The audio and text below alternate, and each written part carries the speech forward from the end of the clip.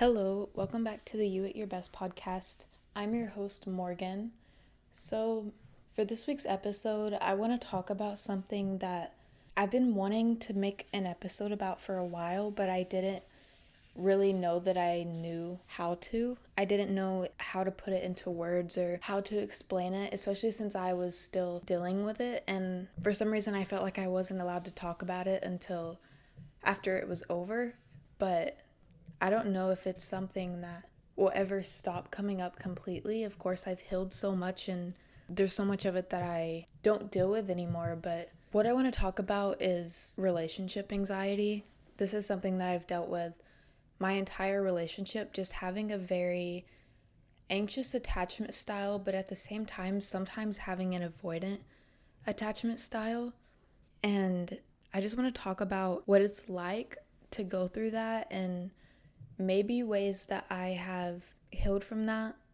I'm not really sure the direction that this episode is going to go, and I feel like those are my best episodes whenever I don't really have a direction, and honestly, most of them are like that. I most of the time do a lot better whenever I'm spontaneous, but relationship anxiety is whenever you feel anxious about your relationship in any way, whether it's you worry about things, you stress about things that the typical person wouldn't stress about. And I think everyone has some relationship anxiety, but whenever it's an issue, it kind of just becomes this thing where you're like, I don't know if my relationship is good for me or not. And you kind of start to think like, is it my anxiety or is it my intuition telling me that I need to get out of this relationship? And whenever you feel like you can't really trust yourself, I think that's what makes it the hardest, just that not knowing if you made the right decision, if you're gonna look stupid, if the people in your life down the road are going to feel bad for you because you ended up in a horrible relationship.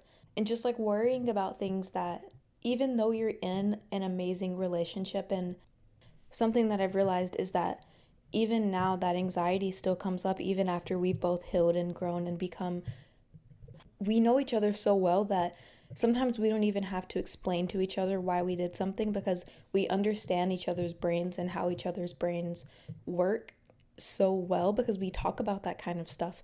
But even then, I still get doubts because I'm like, what if this? What if that? What if he's a horrible person? What if we don't have the same morals? And just getting so scared about this stuff, sometimes to the point to where I even now really question it, and I wonder, like, is my intuition telling me that this is a bad relationship? And my brain genuinely believes that he's evil sometimes. He can literally be the best person on the planet, treat me so amazing. No matter what he does, my brain always believes that he's bad, always thinks something is wrong with him. And it's like, it's exhausting because I try to remind myself that, like, this is just my anxiety, this is not the truth, but it can be really hard whenever those feelings are there. And even though, like, intellectually I know that it's not true, emotionally it can be really hard to understand because whenever you feel a certain way, like those emotions taking over, it can be really hard to be intellectual. And even if you are being intellectual about it, you still feel like there's something off because it's how you feel. And that emotion won't go away. And then you're like, okay, my intuition is telling me that something's wrong. When reality is, in this kind of situation, it's usually not intuition at all. And like in my situation, my boyfriend, he can prove to me a million times that he's incredible and he's amazing and he cares about me, and he does. Yet the second I'm away from him, my brain instantly is like, he's evil. Like he's a bad person. He doesn't care about people. He wants to hurt people.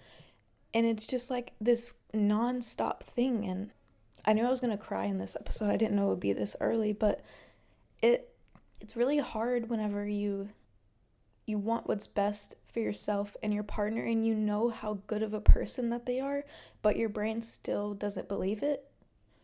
And he's so understanding about this stuff. I can talk to him about it and he makes me feel like I'm not crazy. He understands. He lets me talk to him about literally everything, but something that I've learned is that even then I cannot be telling him all of my intrusive thoughts because it's not going to fix anything. And I remember in the beginning, whenever I didn't realize that this was relationship anxiety, I expected him to fix it all.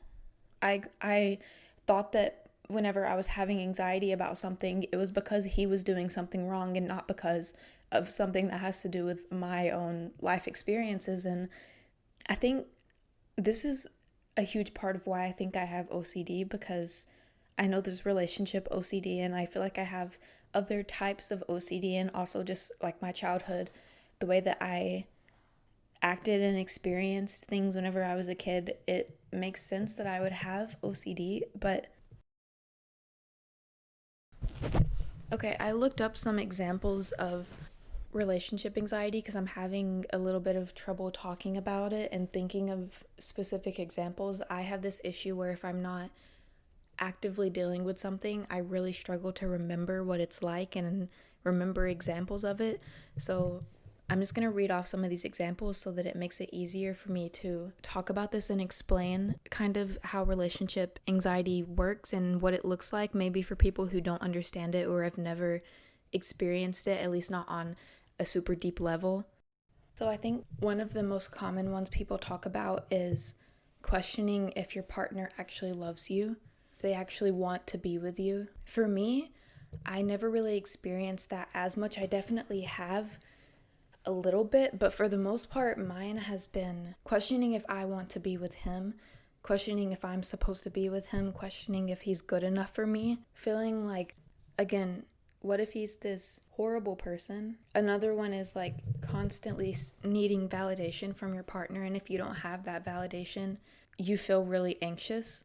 And this is a part of the OCD cycle too. You get these intrusive thoughts, the obsessions, and then the compulsions, aka the things that you do to try to relieve that anxiety, is asking them like, do you love me, or am I good enough? Or for me, it's like asking him questions like, what would you do in this situation? Or kind of like questioning his morals on a really intense level.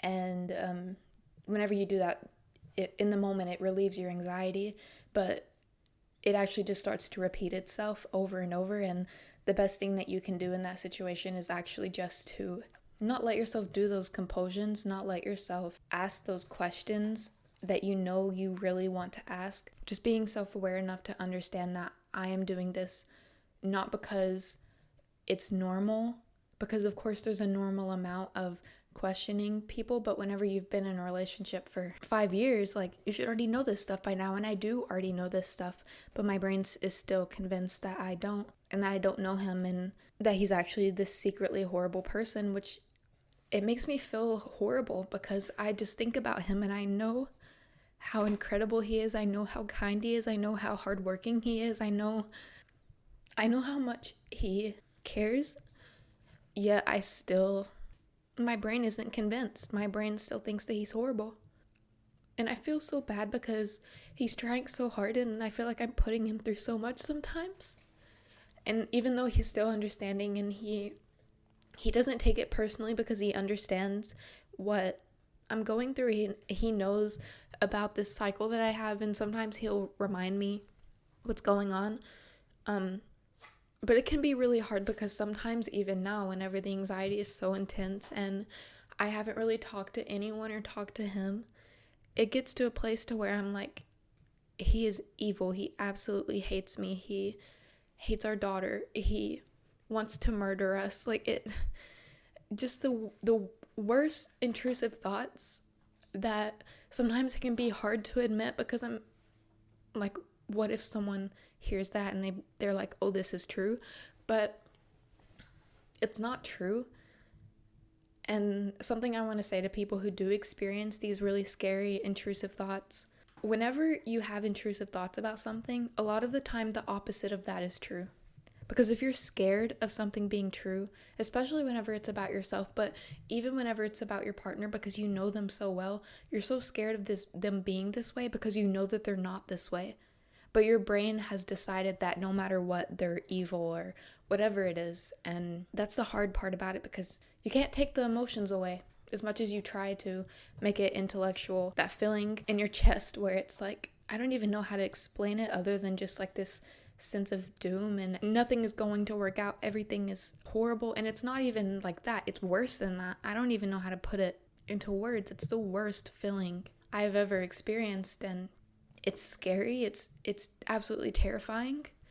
But you still try to remind yourself that like this isn't real. But that feeling, it doesn't go away just by telling yourself that it's not real. Sometimes it does, and sometimes you can intellectually talk yourself out of feeling this way, and sometimes I'm able to do that. But other times it's like it gets so bad and you let your head get so bad into that space that nothing helps except for like having your partner prove to you 1,000,000 times that it's not true. Okay, and then another one is like monitoring your partner's behaviors, like checking their social medias. For me, monitoring his behavior and controlling everything that he does, telling him that he can't talk certain ways or telling him how he should be talking, because what if other people see that he's a horrible person? Like, what if my mind is right and he actually is a horrible person, and then everyone realizes it, and then everyone is like, what is wrong with this girl for being with a horrible person? Even though none of that is true. And then it could be like I said before, checking their social medias, constantly looking at all of their messages, being convinced that they're cheating on you and being convinced that it's your gut that's telling you that, when reality is they're not doing anything wrong. You just, that whenever that anxiety is so intense, you can't tell the difference. You don't know if it's your gut telling you that or if it's your anxiety. You really don't know, and it's really hard to differentiate between the two. I think whenever it actually is intuition, it's really easy to tell, but whenever it's anxiety, it's really hard. You really don't know, no matter what you try to do, no matter what you ask yourself. And again, I think it's because of that feeling that you get. And I've done that, like the social media thing. Earlier in our relationship, I never really struggled with worrying about him cheating on me or anything. And then after we had our baby, and our relationship started changing so much, I just got so scared that he was cheating on me, even though there was no proof that he was cheating on me. But I would ask him if I can look on his socials and things like that, and he was always understanding. But even then, sometimes he's like, no, you can't. This is my privacy, and trust is important. And I think whenever he's telling me no, it's good for me, but in the moment I don't feel like it is. And then my mind is like, oh, he's hiding something. And it's so exhausting. And I know it's exhausting for him. I can't even imagine how hard it is for him. Okay, and then another one is like avoidance of vulnerability, like avoiding talking about your feelings, avoiding all of that stuff out of fear that maybe, at least for me, whenever I avoid vulnerability, it's out of fear that maybe I will learn things about him that I don't want to know and that he's a horrible person. I think that's the biggest thing for me. Just always being so scared that he's a horrible person. Another thing which I've talked about in previous episodes is like extreme controlling behavior. Like you're so scared, you have so many intrusive thoughts that you just control everything. Anything that we do that is controlling is out of anxiety. And even people who don't deal with this specific thing to this extreme, even those people can still become controlling. And that's why I am always understanding with controlling people. And I know like a lot of women, we really struggle with it because it's kind of just how our brains are wired. All of that anxiety that we have, it can be really scary, but that is another thing that people will do, like controlling every single little thing, controlling them to the point to where they kind of feel like they have no place, and you take control of everything. And no one wants to feel like that. No one wants to feel like they can't live their life, they can't do what they want, even if it is their partner that's doing it. And I know a lot of women will get really upset at men for not just doing what they say and just living their life how they want. But honestly, if you think about it, like if they did that to you, you would feel absolutely horrible. And I think we need to really, a lot of the women on social media, we need to really start taking a look at ourselves and how we're acting instead of getting so angry at men for not doing everything that we tell them to, or being resentful to us, because or showing resentful behaviors, because it's obvious that someone is going to resent someone whenever they feel like they can't do anything right, or they feel like they have no say in their own life.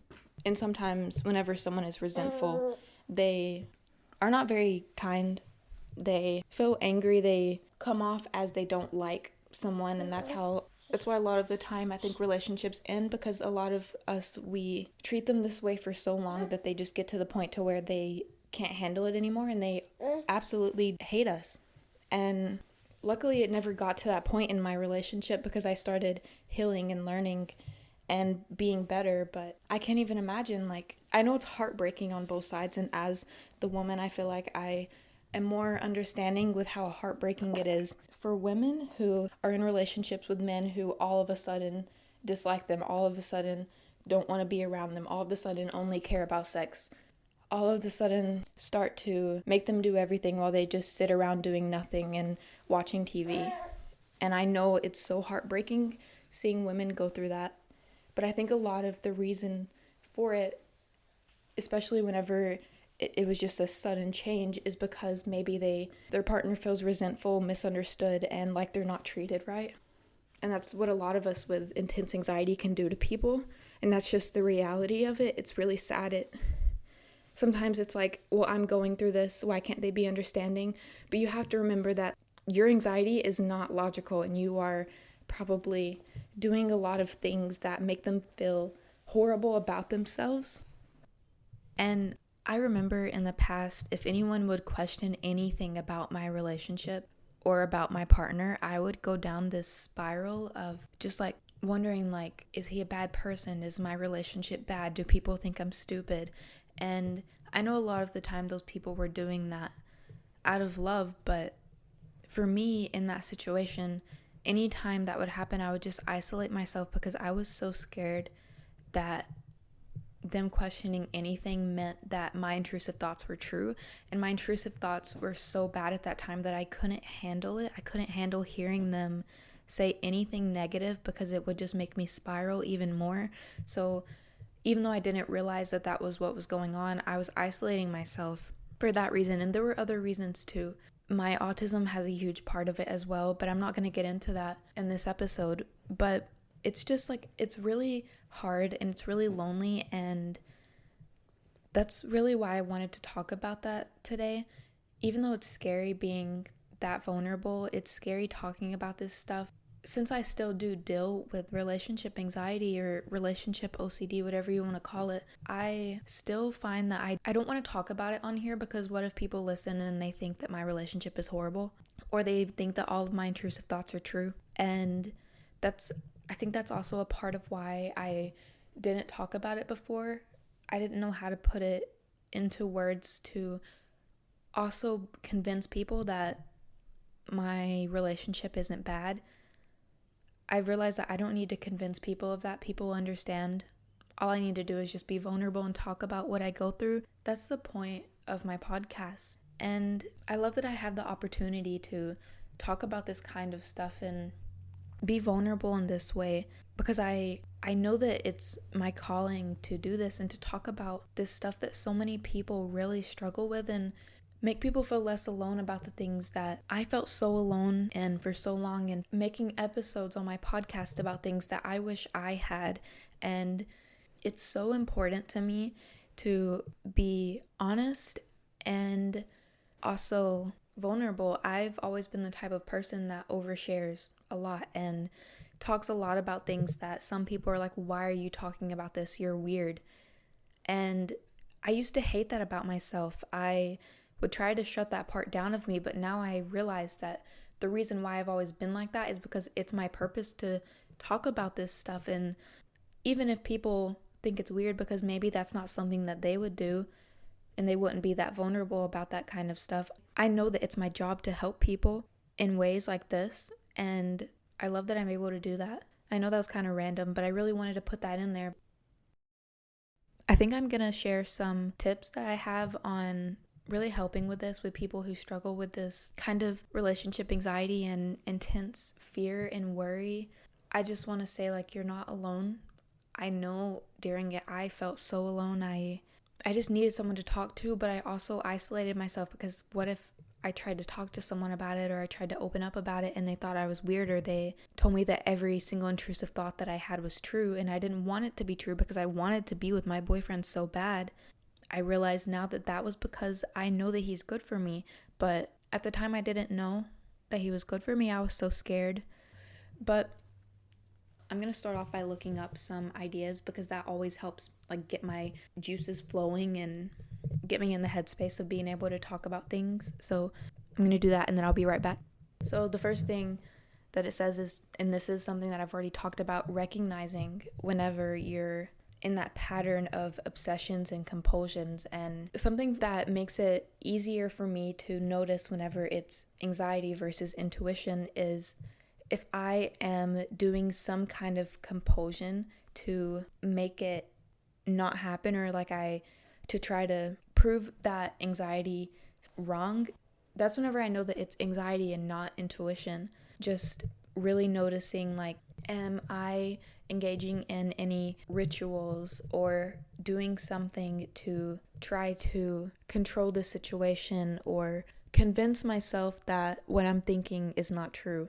Is there something that I'm doing, an action that I'm taking after I get these thoughts? And that's whenever I know that it is anxiety and not intuition, because whenever it's intuition, you're not going to try to change it. And intuition kind of just feels like you just know. And it feels kind of loving in a way. Like you understand. Like I said, whenever it's intuition, you can usually tell. But whenever it's anxiety, you're not sure. So that can also be an indicator. Just if you're not sure and if you're feeling anxious about it and if you're worrying and you're like, I don't know if this is my intuition, it's probably not your intuition, because intuition just kind of comes to you. It's a thing that like we just know. And I know sometimes it can be really hard because we can get in this pattern where we think like, what if this is my intuition telling me this thing, but then I'm anxious about it because the thing that my intuition told me made me scared. But a lot of the time I've noticed that it doesn't really make you feel scared. It kind of just feels loving. And of course it can be like you realize something and you realize that you have to change it, but it doesn't really feel like this intense sense of doom. It can create anxiety whenever it's something that you're scared to do, but it's a different kind of anxiety and it doesn't feel like the entire world is going to end. So that's the first thing I have. And then the second thing on this list, and again, I am using this list off of Google. It's not something that I created. I literally asked Google, like the AI thing on Google. I just typed in like examples of ways to reduce relationship OCD. But the second one is to practice reducing your compulsions. And for me, whenever I do this, I notice, like, what am I doing? Am I anxious about something, and am I doing something because I feel anxious? And then whenever I realize the first step, like I realize that it is my anxiety and not intuition, I don't let myself engage in that compulsion as much as I want to. And of course there are times where I still do, and of course there are times where I don't realize, because being self-aware is impossible all the time.